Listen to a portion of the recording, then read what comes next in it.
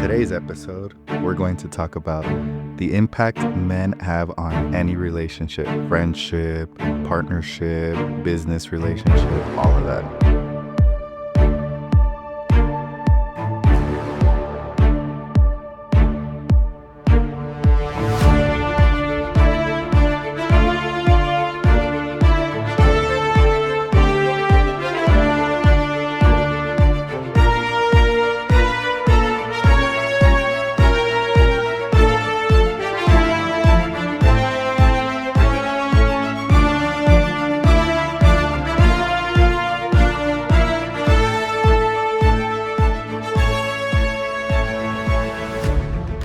So, talking point number one, how mental health affects relationships in general. So, we basically are talking about the mental health that doesn't affect the individual. It impacts partners, as in children, family, and friends. So when a man is struggling, initially it is often shown up in how he communicates, connects, and responds to others. Meaning, how are you going to connect and, show up when, me as a man am not feeling it? So how can I relay that message to you when I'm not feeling it, right? And also unaddressed stress can create emotional distance in relationship, meaning if I'm not having a good day, if I'm not feeling good, or if work got me in a way, I'm not going to be able to relay that message to you, because it doesn't matter how I say it. You as a friend, as a partner, as a woman, as someone else is going to take it in a very negative way, because you're feeling that from me. You're not seeing, or you're not feeling what you usually feel from me, right? So really what I've noticed is that this is the question that I always ask myself. Have I ever realized that my personal struggles were affecting the people closest to you? Because if I don't ask myself that question enough, I'm just going through life because I'm trying to really become the best version of myself. So in order to do that, I need to really know and see how my struggles are affecting the people around me, right? Because it is, that question is like, you are who you hang around with, of course. But also it's like, okay, your environment, your personality, what you bring to that environment also, affects the people closest to you, because those people that are closest to you, they know how you are, they know how you act, they know everything and anything about you. So if you act in a different way, it's going to trigger them like, hey, do you need help? It begs that question that they ask for the help. It's like, hey, do you need help? And then as a man, you're going to be like, no, I got this. When in reality, you do need help. But society taught us that, no, build your emotions and bring them down, put them down, just don't worry about it. Next man up, next step, don't worry about it, right? So the next talking point I like to talk about is emotional withdrawal. Many men don't talk about what they're going through, right?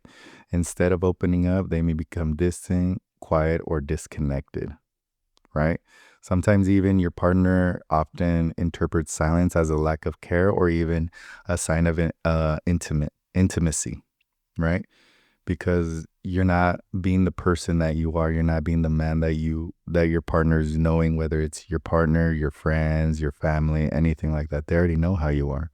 So they don't know what you're going through because you're not telling them. And because of society, you're not going to tell them, because you're going to be seen as a weak man. You're going to be seen as, oh, this man, it doesn't know how to, relate, establish his emotions. He doesn't know, anything. He just lets his emotions get the best of him, right?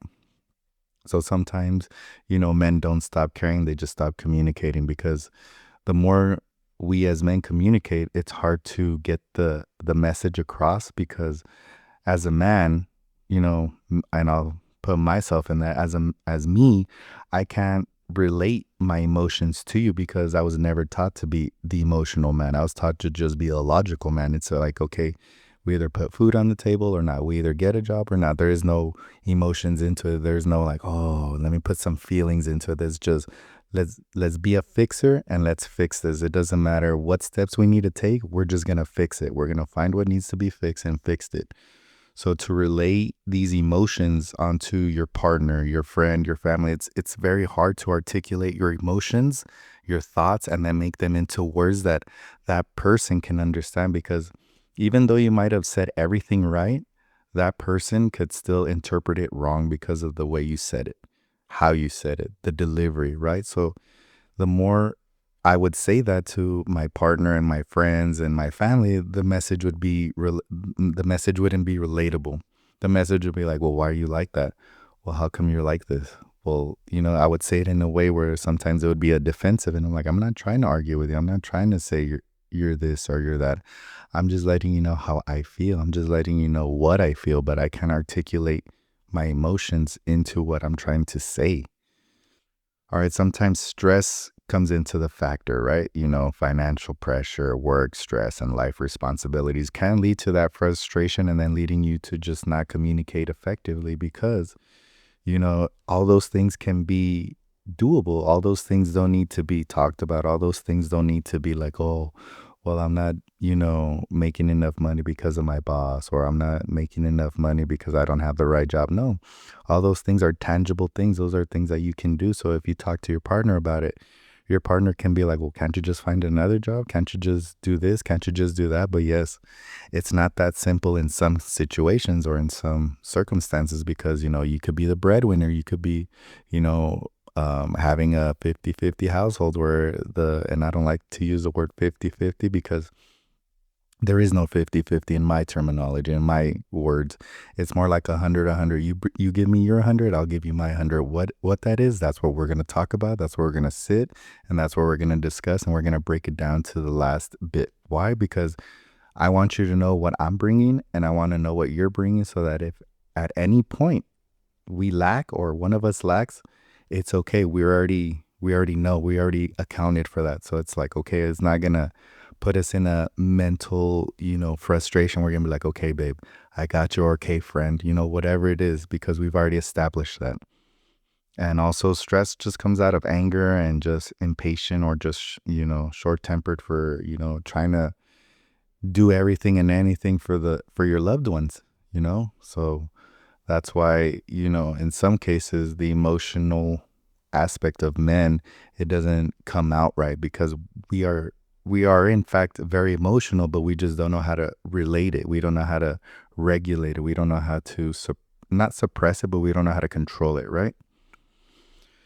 And sometimes when I do get stressed or I feel like I'm being overwhelmed, I always ask myself this question, and you guys should too. How do you handle stress and how does it affect the people around you, right? Because when I would handle stress, and I'll give you an example, when I was with my partner, I wouldn't handle stress the right way. I would just shut down. I would be very sometimes negative. I would stay silent. I would sometimes watch my shows or even play video games, and my partner didn't know anything. My partner was in the dark. My partner didn't know what was going on. Like I didn't give my partner nothing. I left my partner in the dark. And with that happening, over time, your partner really starts to not, feel for you, and not starts to see any direction in the relationship and even in life, because it's like, okay, this guy, when adversity hits, he's just going to shut down.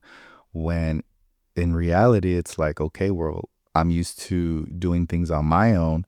And now that, I have a plus one in the relationship or even friends as well, it's like you don't know how to, account for those emotions. You don't know how to account for those, variables that you're not used to because you know yourself as a man, but you don't know yourself as a man with, your partner, with your friends, because at a certain point you weren't taught how to be like that. Yes, you have a guideline from your parents. Oh, you should be this, you should be that, you should do this, you should do that. Yes, we understand that. But when the reality hits and when the situation comes, you don't know how to handle it. You don't know what to do because you've never been put in that situation to thrive, to trial and error, right? So you got to do the trial and error on your own time, on your own emotions. So that's some of the things that I've learned, and that's some of the things that I've implemented in my, life now. And the final talking point that, I really feel like it's going to benefit most of us men, and, women will understand as well, is that the importance of effective communication. Because yes, you can communicate right, but can you communicate effectively where that person can understand you in every way because you've communicated to them numerous of times, and when you say that to them or when you tell them a situation or you let them know, they're going to be like, okay, I got you, bro, or I got you, babe, or right. So, honest conversations strengthen relationships. Have those uncomfortable conversations. Why? Because once you have those uncomfortable conversations, it's going to make the relationship that much more open, that much more easy, and that much more just trusting as well. Because like I said, for me, when I would have those conversations, I wouldn't be too honest because I was afraid, whether it was my partner or even my friends, I was afraid of either being judged, being looked at another way, being seen even less than. And that's what I didn't want. It's like, I didn't want to know it. I didn't want to tell my struggles to everyone. I didn't want to tell everything to everyone because why? What do they gain from knowing that? It's like they say knowledge is power. So if everything about me, that's power that you could use against me. So it's like, it was all these things that, would play in my head when I would try and be honest in the communication, when it just should have been like, hey, this is what I'm feeling. This is how I'm going to go about it. Or what can you do to help me? Right. And also vulnerability as well. It was hard for me to be vulnerable in any situation, whether it was friends, my partner, even family. If you're vulnerable to your partner, to your friends, and to your family, that creates a deeper trust and understanding because you're allowing yourself as a man to be like, hey, you can use this information however you want. And if you decide to, screw me over, then hey, that's on you. At least I told you, everything that I told you in confidence and in trustworthiness, right? Because I see the value in you. I see, why we became friends, why we became a couple, right? I see, why you became the best family member. Well, not the best, but I see why you're one of the family members that I can trust without being judged, without being told anything, right? And also, communication isn't just talking, it's listening and being present because you can communicate, you can talk, but are you really, being present in that situation? Are you really understanding that person in that moment with those emotions, with that, mindset that person's going to? Because if you don't, then you're going to lose that person in all aspects, whether it's your partner, your friend, your best friend, or even, a family member that you're real close to. And this is a key point that I've seen and that I've used as well. And this is it. You guys ready? People can't support what they don't know exists, right? We're not mind readers, men and women. So if you can't communicate, they can't support. What are they going to support if you don't tell them? If you don't communicate effectively, if you don't help them understand, right? So with that being said, that's the end of the episode. We'll see you next time. Tune in.